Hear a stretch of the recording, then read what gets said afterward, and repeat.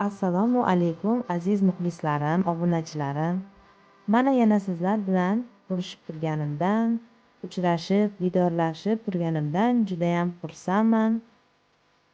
Sizlarga bugun ko'rsatib beradigan shirinligim iftorlik uchun tayyorlaganman. Iftorlik uchun pirog uyda degan hamma mahsulotlardan tayyorladim. Buning uchun bizga kerak bo'ladi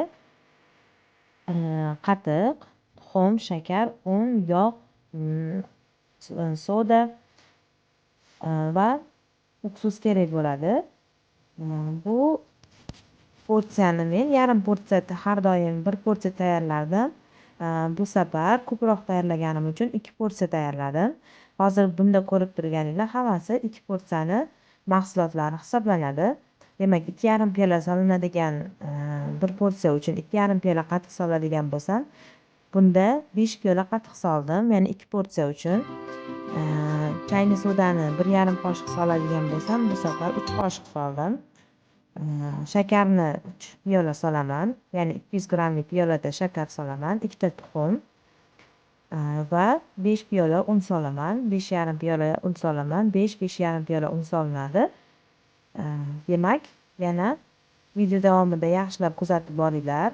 O'zinglar amin bo'lasizlar. O'zinglar yaxshilab ko'rib tayyorlasanglar, judayam xuddi shunaqa chiqadi. Mazasi har doimgidan ham zo'r chiqdi. Mazali, og'izga yoqadigan ta'm bo'lib chiqqan. Sizlarga ham tavsiya qilaman. Iftorlik saharliklar uchun mana shu pirogdan tayyorlab ko'rishingizni tavsiya qilib qolaman. Marhamat, tomosha qilinglar. Hammaga kuch-quvvat Allohdan so'rab qolaman. Saharliklar uchun, iftorliklar uchun sizlarga ajoyib videolar qo'yib boraman. Meni kuzatishda davom etinglar. Salomat bo'linglar, sog' bo'linglar. Obuna bo'lmagan obunachilarimizga, kuzatuvchilarimizga like bosib, podpisatsiya bo'lishingizni so'rab qolgan bo'lardim. Rahmat, sog' bo'linglar.